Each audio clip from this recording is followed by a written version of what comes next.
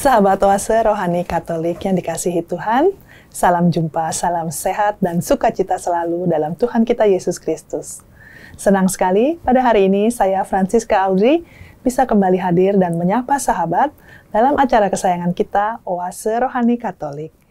Hari ini adalah pekan biasa kedua dan masuk dalam hari kelima dalam pekan doa sedunia. Sahabat terkasih, dalam acara Oase Rohani Katolik, secara bersama-sama kita akan membaca kitab suci, kemudian merenungkannya, serta menggali berbagai inspirasi yang boleh menjadi tuntunan dalam kita melangkah dengan dibimbing oleh romo-romo yang berkarya di Keuskupan Agung Jakarta. Pada hari ini kita akan mendapatkan inspirasi rohani dari Romo Blasius Sumario SJJ. Romo Blasius, terima kasih Romo sudah berkenan hadir dan memberi inspirasi untuk hari ini Romo. Silakan Romo. Terima kasih, sahabat Oase Rohani Katolik yang terkasih.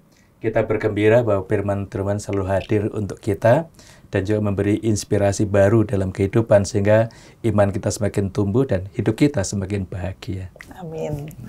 Sahabat yang terkasih, seperti biasa kita akan mengawali perjumpaan kita hari ini dengan berdoa kepada Tuhan. Kita mengucap syukur atas kasih Tuhan yang dianugerahkan kepada kita yang akan dipimpin oleh Romo Blasius. Silakan Romo. Marilah kita berdoa bersama. Dalam nama Bapa dan Putra dan Roh Kudus. Amin. Allah Bapa yang Maha Penyayang, kami bersyukur kepadamu karena Engkau telah mengutus Yesus Kristus Putramu untuk datang ke dunia dan menyelamatkan kami semua. Tariklah kami agar semakin erat bersatu dengannya. Sebab Dialah Tuhan pengantara kami yang bersama dengan Dikau dan persekutuan Roh Kudus, hidup dan berkuasa Allah sepanjang segala masa. Amin. Dalam nama Bapa dan Putra dan Roh Kudus. Amin. Tuhan telah bersumpah dan tidak akan menyesal. Engkau adalah imam untuk selama-lamanya menurut Melkisedek. Pembacaan diambil dari surat kepada orang Ibrani. Melkisedek adalah Raja Salem dan Imam Allah yang Maha Tinggi. Ketika Abraham kembali dari mengalahkan raja-raja, Melkisedek menyongsongnya dan memberkati dia. Dan kepadanya, Abraham memberikan 1/10 dari semua jarahannya. Menurut arti namanya, Melkisedek pertama-tama adalah Raja Kebenaran, atau juga Raja Salem, artinya Raja Damai Sejahtera. Ia tidak berbapa, tidak beribu, tidak bersilsilah. Harinya tidak berawal, dan hidupnya tidak berkesudahan. Dan karena dijadikan sama dengan anak Allah, ia menjadi imam sampai selama-lamanya. Sungguh, Yesus telah ditetapkan sebagai imam menurut tata imamat Melkisedek. Artinya, menjadi imam bukan berdasarkan peraturan-peraturan manusia, tetapi berdasarkan hidup yang tidak dapat binasa. Sebab tentang Yesus diberi kesaksian, engkau adalah imam untuk selama-lamanya menurut tata imamat Melkisedek. Demikianlah sabda Tuhan. Syukur kepada Allah. Sahabat, kita tanggapi bacaan dari surat kepada orang Ibrani dengan mazmur tanggapan. Engkaulah imam untuk selama-lamanya menurut Melkisedek. Engkaulah imam untuk selama-lamanya menurut Melkisedek. Beginilah firman Tuhan kepada Tuanku. Duduklah di sebelah kananku, sampai musuh-musuhmu kubuat menjadi tumpuan kakimu.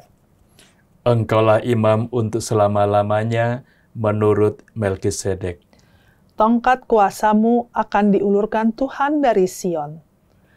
Berkuasalah engkau di antara musuhmu.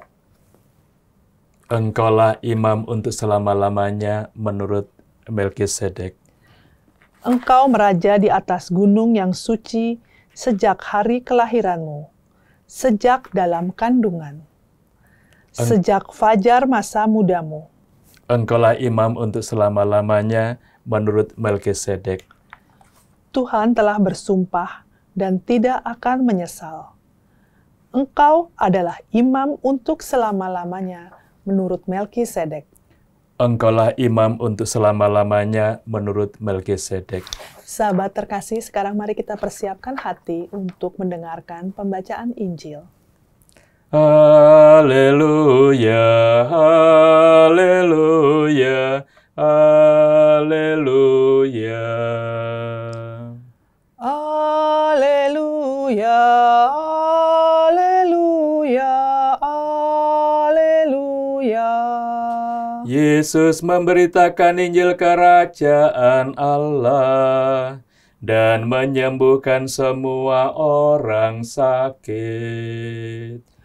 Haleluya, haleluya, haleluya. Tuhan bersamamu Dan bersama rohmu, Inilah Injil Yesus Kristus menurut Santo Markus. dimuliakanlah Tuhan. Markus bab 3 ayat 1 sampai dengan 6.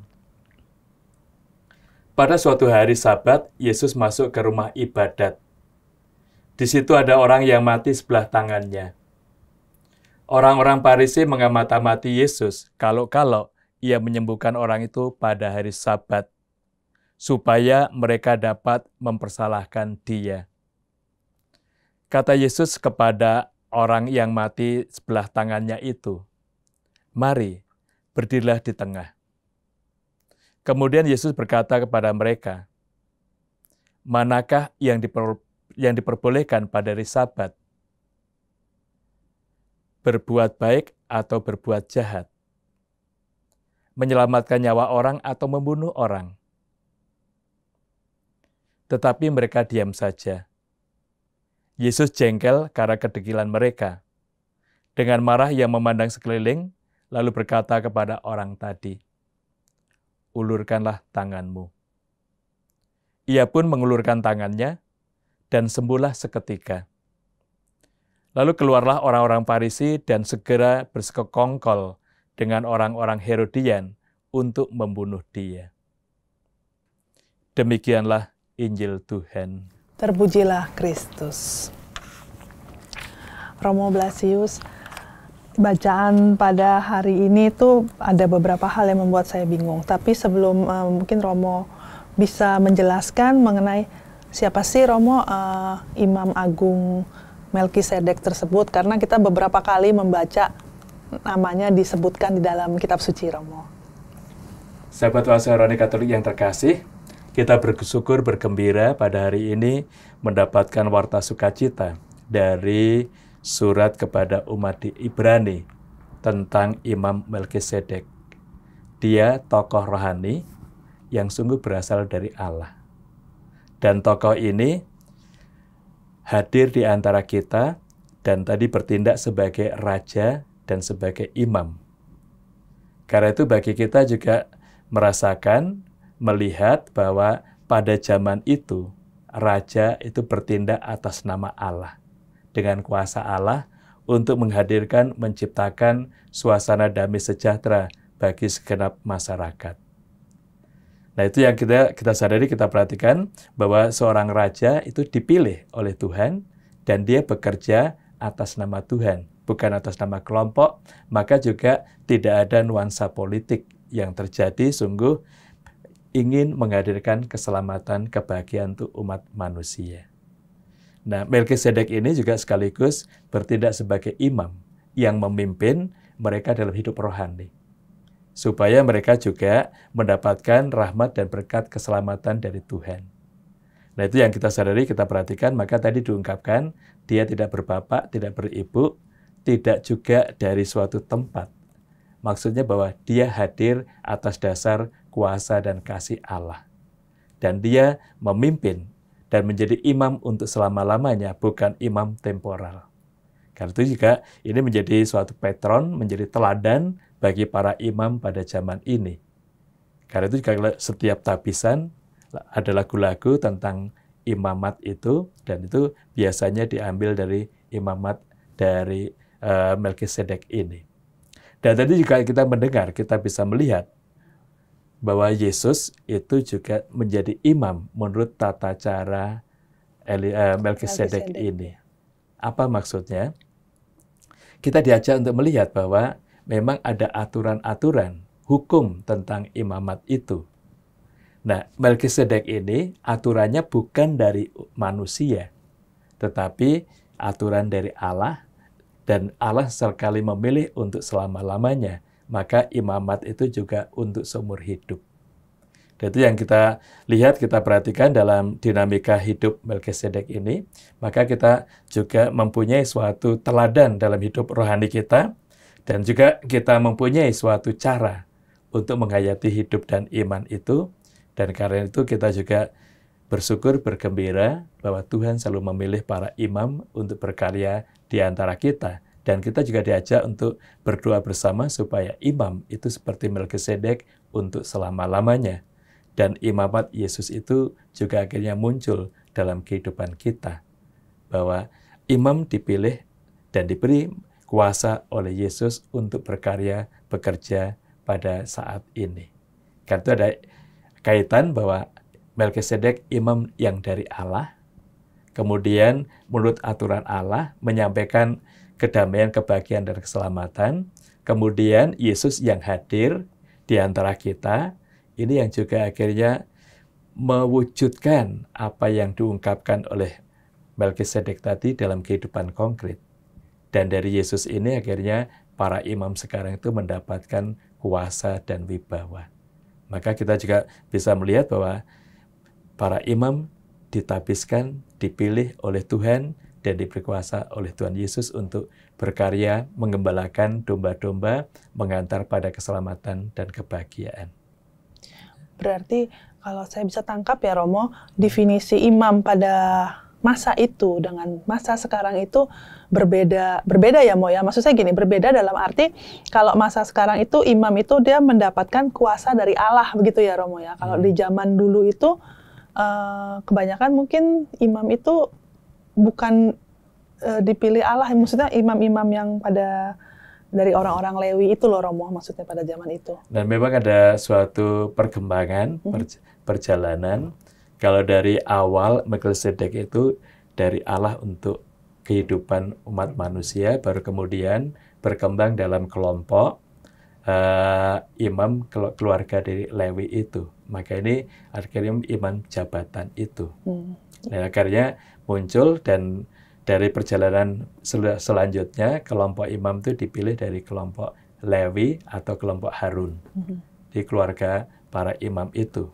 Namun akhirnya dengan kehadiran Yesus dikembalikan lagi ke bukan atas dasar kelompok, atas dasar jabatan, tetapi karunia dari Allah untuk kita semua.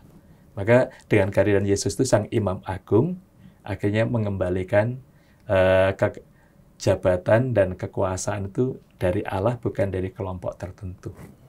Karena itu akhirnya setiap imam yang ditabiskan itu mendapatkan karunia Roh Kudus, dan Allah sendiri yang memberikan kuasa, memberikan suatu martabat sekaligus untuk pelayanannya. Iya, baik Romo. Nah, kemudian kita juga lihat ya Romo, beberapa kali nama Imam Agung Melkisedek itu disebutkan di dalam kitab suci ya Romo, khususnya di Perjanjian Lama ya Romo ya. Kita bisa melihat dalam Perjanjian Lama 2 kali disebutkan tentang Melkisedek ini. Pertama dari Kejadian, yang kedua dari Mazmur 104. Baru kalau kita melihat yang Perjanjian Baru cukup banyak, itu dari kitab Ibrani.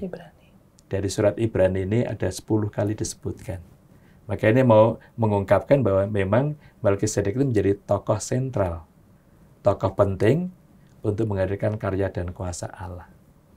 Itu akhirnya juga bisa kita sadari, martabat imam itu akhirnya juga diberikan kepada semua orang.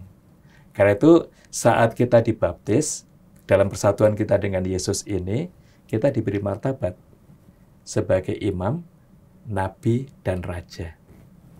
Kita semua masing-masing ya, Romo ya. Kita semua mendapatkan martabat itu. Karena itu sebenarnya juga sebagai orang Katolik, kita perlu menghayati peran dan fungsi kita. Hanya kadang kita lupakan. Sebagai raja berarti kita memimpin, kita juga mengumpulkan, membentuk persekutuan supaya sebagai makhluk sosial, kita ini juga hidup damai dan bahagia dengan semua orang. Sebagai imam kita mempersembahkan hidup, mempersembahkan diri menurut aturan Allah itu. Sehingga kita sungguh memprioritaskan karya Allah itu dalam kehidupan kita. Sebagai nabi, kita diajak untuk sungguh mengenal, mengerti rencana Tuhan, kehendak-Nya, dan menyampaikan kepada semua orang. Jadi sebenarnya dari ungkapan tadi bahwa Melkisedek itu sebagai raja dan imam, itu yang kita lihat, kita perhatikan dalam pewartaan Ibrani hari ini. Namun dalam pribadi Yesus akhirnya ditambah lagi. Kita bukan hanya sebagai imam, raja, tapi juga nabi. Ya berarti mengenal kehendak Allah, menyampaikan kepada sesama, dan menghidupi untuk diri kita. Sehingga kita juga menghadirkan kuasa dan karya Allah itu dalam pribadi kita. Sehingga pewartaan hari ini sebenarnya menyadarkan kita, dengan baptisan kita mempunyai 3 martabat itu yang harus kita hidupi. Makanya yang sering disebut imamat umum. Imamat yang kita terima karena baptisan kita. Sedangkan imamat khusus itu yang diberikan karena tabisan imam itu, yaitu para imam yang melayani gereja, dan itu juga termasuk Bapak Uskup, itu mendapatkan imamat khusus dalam konteks hidup gereja. Maka kita ada 2 pengertian tentang imamat. Umum itu karena baptisan, khusus itu karena tabisan. Beda itu antara tabisan dan baptisan. Iya. Okay. Tapi seringkali kita lupa ya Romo, kita punya jadi semacam kayak menjadi tujuan atau tugas kita ya Romo ya, itu semua ya. Sebenarnya itu martabat yang diberikan. Nah dalam martabat itu kan bukan hanya jabatan, tapi itu harus kita wujudkan. Maka tugas orang Katolik sebenarnya juga mengajar sebagai pribadi, mengajarkan iman, juga memimpin sebagai raja, dan juga melihat kuasa dan karya Allah sebagai nabi itu. Ini sesuatu yang bisa kita sadari, bisa kita perhatikan. Maka nggak bisa jadi orang Katolik itu hanya baptis, ke gereja, bekerja, tidak cukup. Masih ada hal yang lain, karena itulah akhirnya kita bisa mempunyai berbagai macam kegiatan di lingkungan-lingkungan. Kemudian masih ada kelompok-kelompok yang lain, masih ada kelompok devosional dan sebagainya. Sebenarnya kelompok-kelompok yang mau mengekspresikan, mewujudkan martabat tadi, entah sebagai imam, nabi, dan raja secara umum tadi. Nah, itulah yang sebenarnya kita perlu bergembira, bersyukur. Dalam gereja kita ada berbagai macam kelompok. Nah, itulah sebenarnya kita diundang untuk mewujudkan martabat kita tadi, imam, raja, dan nabi tadi. Dan karena itu, sungguh itu akan menjadi dinamika yang hidup dan gereja yang dinamis. Gereja tidak statis bahwa hanya misa hari Minggu atau harian saja, tidak. Tapi sungguh kita mempunyai tempat, mempunyai wadah untuk mewujudkan iman itu, untuk mengekspresikan iman itu dalam kehidupan yang konkret. Sehingga sungguh hidup kita menjadi berkat bagi orang lain.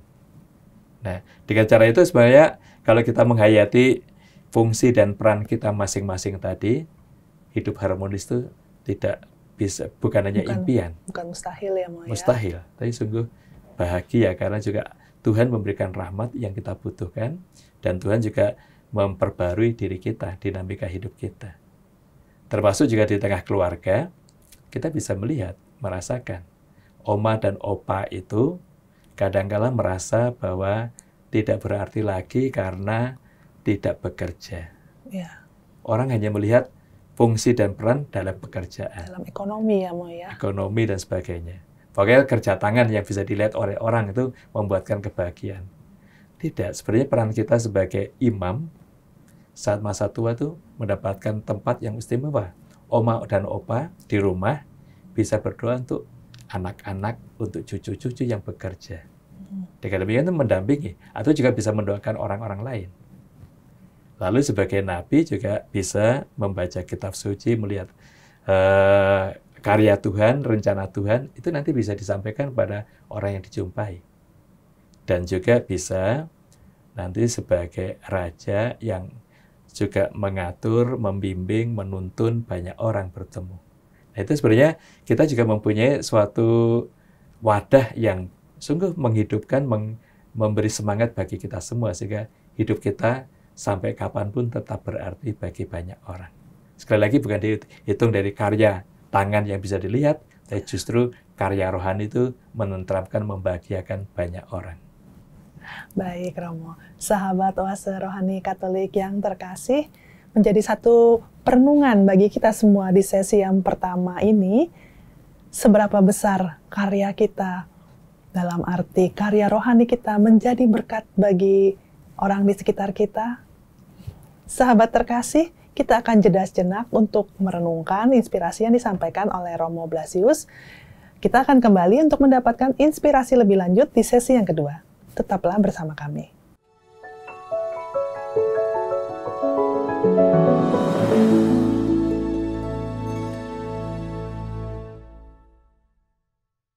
Sahabat Oase Rohani Katolik yang dikasihi Tuhan, terima kasih sahabat masih dengan setia mengikuti acara Oase Rohani Katolik edisi hari ini.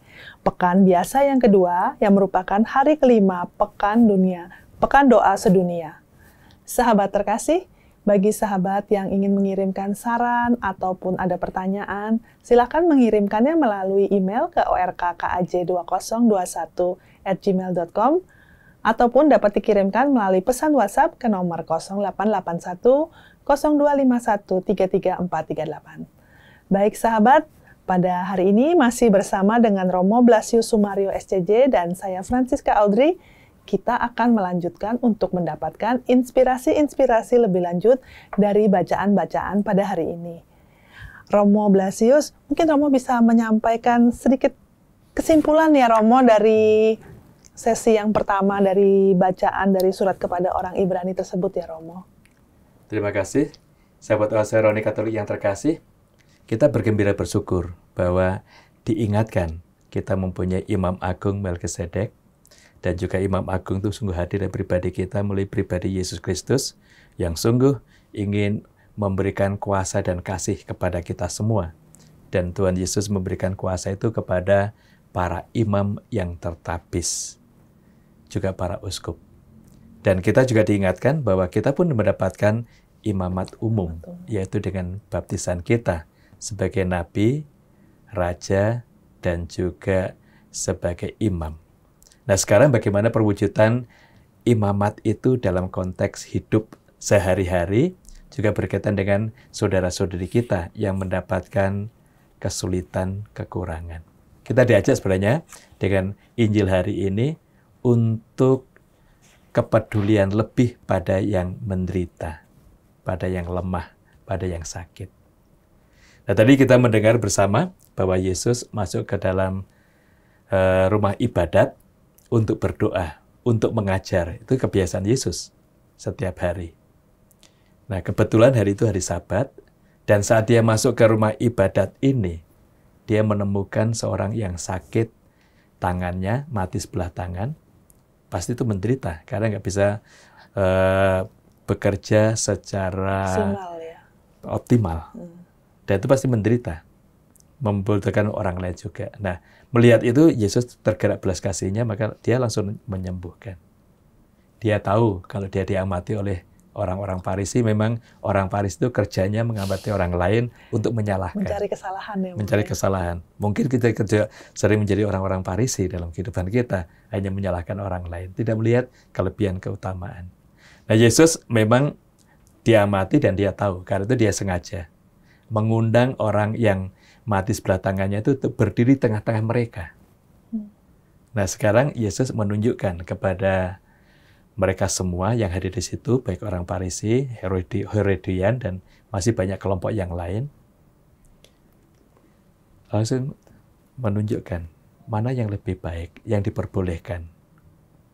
Berbuat baik atau berbuat jahat pada hari Sabat. Menyelamatkan nyawa orang atau membunuh orang. Nah, tentu mereka nggak bisa menjawab. Sebenarnya jawabannya satu, berbuat baik. Nah itu kalau mereka berbuat mengatakan itu, Yesus katakan saya menyembuhkan juga berbuat baik. Nah itu yang mau diungkapkan di situ. Nah mereka tidak mau menjawab, karena itu Yesus tetap menyembuhkan mereka untuk memberikan kegembiraan, kebahagiaan pada orang yang sakit ini. Nah sebenarnya di sini yang mau ditunjukkan, bukan Yesus tidak tahu Taurat, tidak tahu aturan Sabat. Yesus orang Yahudi tulen, pasti tahu persis. Apalagi dia pengajar. Hanya yang mau diungkapkan, pada hari Sabat itu, Tuhan berhenti bekerja untuk bertemu dengan ciptaannya. Dalam hari ke-6, Tuhan menciptakan manusia amat baik adanya. Karena itu hari Sabat diperuntukkan supaya orang bertemu dengan Allah dalam situasi amat baik adanya. Dan karena itulah kita diajak untuk berhenti bekerja supaya kita berdoa bertemu dengan Tuhan dalam situasi amat baik adanya. Nah, yang sering ditangkap, hari Sabat tidak boleh bekerja. Termasuk sekarang Sabat dalam dinamika hidup kita menjadi hari Minggu, khusus untuk bertemu dengan Tuhan, untuk berdoa, untuk tidak bekerja. Yang ditangkap hanya tidak bekerjanya. Padahal di balik itu, kita juga tetap sembari berdoa, bertemu dengan Allah amat baik adanya, kita juga berbuat baik. Nah, Yesus melihat orang yang sakit pasti tidak dalam situasi amat baik adanya. Maka ketika Yesus menyembuhkan orang yang sakit pada hari Sabat, dia ingin memberikan situasi amat baik adanya supaya dia bertemu dengan Tuhan, dengan Allah Bapa dalam situasi amat baik adanya. Itu sebenarnya yang dibuat oleh Yesus pada hari ini, sehingga kita juga bisa tahu berbuat baik tidak bertentangan dengan Sabat, dan kita diajak untuk tidak berhenti berbuat baik kapanpun dan dimanapun kita berada. Baik, Romo. Jadi termasuk mengapa Yesus maksudnya gini, orang yang mati sebelah tangan itu kan dia pasti sudah, walaupun dia dalam kondisi menderita ya Romo ya, tapi kan itu sudah lama ya, bukan sesuatu yang baru ya Romo ya. Sebenarnya kan Yesus bisa saja menyembuhkannya besok gitu ya Romo ya, nggak usah hari itu gitu. Jadi termasuk seperti itu ya. Jadi mau menunjukkan bahwa semua hari itu adalah baik adanya begitu ya Romo ya. Nah, yang mau diungkapkan bahwa Yesus membuka pandangan mereka itu. Pandangan yang umum, Sabat tidak bekerja. Lalu apa yang dilakukan? Banyak orang tidak bertemu dengan Allah. Justru dengan kesibukan masing-masing, dengan hobi masing-masing. Termasuk hari Minggu, untuk ke gereja, justru hanya sedikit yang memprioritaskan waktu untuk gereja. Habis gereja belum selesai, udah mikir mau ke mall mana mau. Itu baik kalau sudah ke gereja, banyak orang yang tidak ke gereja. Dengan hobi masing-masing, atau dengan alasan libur ke puncak, dan sebagainya. Sehingga di situ sebenarnya maksudnya kita libur tidak bekerja supaya kita punya waktu untuk berdoa. Supaya waktu bertemu dengan Tuhan. Baru kemudian waktu untuk berbuat baik dengan semua orang. Nah ini sebenarnya sangat bagus kalau kita lihat bahwa waktu untuk Tuhan dalam situasi amat baik adanya, dilanjutkan waktu untuk keluarga. Untuk bicara, untuk merencanakan, untuk bersama. Nah ini yang jarang terjadi dalam hidup kita. Kalau hari Minggu kemungkinan bisa ke gereja, tapi banyak yang tidak pernah ke gereja juga. Kemudian sebenarnya habis itu untuk keluarga, bertemu dengan anggota keluarga. Nah masing-masing biasanya urusan sendiri. Sehingga juga ada keprihatinan bahwa orang tua jauh dengan anak dan anak jauh dengan orang tua. Karena waktu bersama minim, kemudian waktu ada kesempatan bersama pun masing-masing dengan gadgetnya sendiri. Sehingga tidak komunikasi dengan yang lain. Nah kita disadarkan oleh Yesus itu, kita diajak untuk bertemu dengan Tuhan dalam situasi amat baik adanya. Maka kalau kita juga sadar, relasi antar keluarga, suami dan istri kurang baik, harus dibaiki. Karena itu Tuhan menghendaki kita ada dalam situasi yang amat baik adanya. Dan tadi peran imamat kita, peran sebagai raja yang memimpin, yang mengatur, dan peran sebagai nabi, itu perlu diwujudkan dengan memperbaiki komunikasi dan relasi yang ada di tengah-tengah kita. Ini akan sungguh menjadi suatu pancaran kasih yang menggembirakan, membahagiakan. Baik, Romo. Jadi kalau dihubungkan dengan bacaan dari surat kepada orang Ibrani ya Romo ya, dihubungkan dengan Injil Suci pada hari ini, jadi kita dengan imamat umum yang kita miliki, kita diminta untuk menjadikan segala sesuatu itu, menjalankan tugas kita untuk menjadikan segala sesuatu itu baik adanya dengan siapapun ya Romo, maksudnya dengan keluarga, orang terdekat, ataupun bahkan mungkin orang-orang yang membutuhkan, begitu ya Romo ya? Ya benar, karena sebenarnya dengan sahabat itu sebenarnya Yesus mau mengajak kita menyadari peran arti sahabat itu kita menghadap Tuhan dalam situasi amat baik adanya. Seperti waktu kita diciptakan amat baik adanya, ditempatkan di Taman Eden, semua bisa mengungkapkan suatu kegembiraan dalam naungan kuasa dan kemuliaan Allah. Tapi karena dosa manusia, manusia dikeluarkan dari Taman Eden ini. Nah sekarang yang kita sadari, dalam situasi hidup kita diajak pada hari Sabat ada dalam situasi amat baik adanya. Maka Yesus tadi memberi teladan. Ada orang yang sakit, situasinya nggak baik, disembuhkan supaya dia baik dan gembira. Nah di sini akhirnya juga kita menggunakan kesempatan Sabat, menggunakan kesempatan hari Minggu untuk memang bertemu dengan Tuhan dalam doa, dalam Ekaristi. Karena dengan Ekaristi itu kita sungguh merayakan peristiwa agung, puncak doa kita. Karena dengan Ekaristi kita menyambut tubuh dan darah Kristus, dan kita sadar saat doa syukur agung itu Yesus menumpahkan darahnya untuk mengampuni kita. Jadi tebusan bagi dosa kita ditumpahkan bagimu dan bagi semua orang demi pengampunan dosa. Maka rahmat kekudusan itu yang kita terima. Kemudian saat Ekaristi, saat komuni kita menyambut tubuh dan darah Kristus. Kita sadar kita menyambut tubuh Kristus dan dia masuk dalam hidup kita. Dia tinggal dalam hati kita.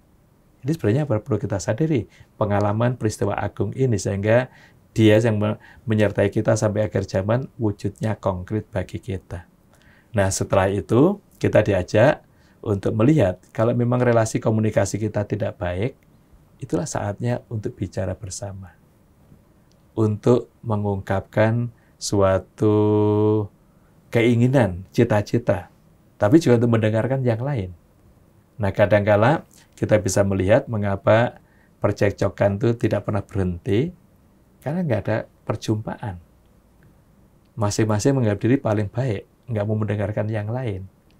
Itulah akhirnya konflik terjadi, padahal keluarga itu surga yang kita alami sekarang ini. Karena Tuhan memberkati, memberikan rahmat yang kita butuhkan, kesucian. Nah itu kalau dipelihara terus-menerus, itu sungguh keluarga, komunitas biara itu surga bagi kita. Tempat kita sungguh bisa mengekspresikan iman dan kasih kita, juga bisa mewujudkan martabat yang kita miliki ini. Hanya kadangkala kita melupakan bahwa inilah tempat kita menciptakan suasana yang amat baik adanya itu. Nah itu yang kita lihat, kita sadari dalam pengalaman perjumpaan kita. Maka kita bersyukur Tuhan Yesus memberikan teladan bagi kita. Sekarang ini kita ditunjukkan cara hidup kita, bukan hanya melihat teladan itu, mewujudkan itu dalam kehidupan kita. Yakinlah keluarga kita harmonis, masyarakat kita juga bahagia karena masing-masing bisa saling mengembangkan, membantu untuk berada dalam situasi amat baik adanya.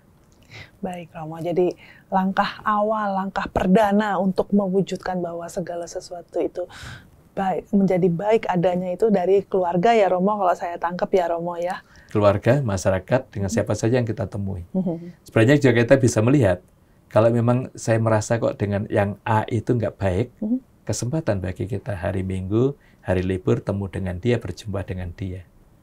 Ini dengan demikian sebenarnya nggak ada beban dalam hidup kita, justru kita bahagia bahwa saudara kita, teman-teman kita itu bisa terdukung dengan baik, ataupun kita perlu rendah hati bahwa kadang-kala kita juga dengan kata-kata kita ada kekeliruan membuat orang sakit hati. Kalau kita sadar, kita datang mohon maaf. Itu suatu mohon maaf itu suatu mengembalikan kepercayaan, mengembalikan relasi, mengembalikan kasih yang tulus, yang ikhlas. Baik, sahabat yang terkasih, Romo Blasius hari ini memberikan banyak tips-tips yang bisa kita lakukan untuk membuat kita dalam menjalankan apa yang menjadi inti dari bacaan pada hari ini, di mana kita juga diminta, dan mungkin terutama ya, bukan juga, kita diminta untuk terutama untuk menjadikan sebagaimana yang Allah inginkan, bahwa segala sesuatu itu adalah baik adanya dan menjadi yang terbaik. Sahabat terkasih, kita akan tutup perjumpaan kita pada hari ini dengan doa penutup dan berkat dari Tuhan yang disampaikan melalui Romo Blasius. Silakan Romo. Mari kita berdoa bersama. Dalam nama Bapa dan Putra dan Roh Kudus. Amin. Allah Bapa yang Maha Kasih, kami bersyukur atas sabda-Mu yang kami dengar pada hari ini. Engkau telah membuka pikiran dan kesadaran kami. Juga Engkau telah memberikan pengertian akan martabat, imam, raja, dan nabi yang Kau berikan pada kami melalui baptisan kami. Dengan martabat itu, Engkau mengajak kami semua untuk saling menolong, membantu, memelihara situasi hidup kami amat baik adanya seperti Engkau waktu menciptakan kami. Bimbinglah kami untuk mewujudkan sabda itu dalam kehidupan yang nyata. Semoga kami rela mengulurkan tangan kami, membantu sesama di dalam kesulitannya, sampai kami boleh menikmati kebahagiaan abadi di surga. Demi Kristus Tuhan dan pengantara kami. Amin. Tuhan bersamamu Dan bersama rohmu. Hidup, karya, doa, dan seluruh anggota keluarga kita selalu dibimbing oleh berkat Maha Kuasa, Bapa dan Putra dan Roh Kudus. Amin. Terima kasih Romo. Sahabat Oase Rohani Katolik yang terkasih, Romo Blasius Sumario SCJ dan saya Francisca Audrey, kami pamit undur diri. Terima kasih atas kebersamaan kita untuk hari ini. Selamat melanjutkan hari ini dan selamat berkarya, selamat berbagi kasih kepada orang-orang di sekitar kita. Sampai jumpa.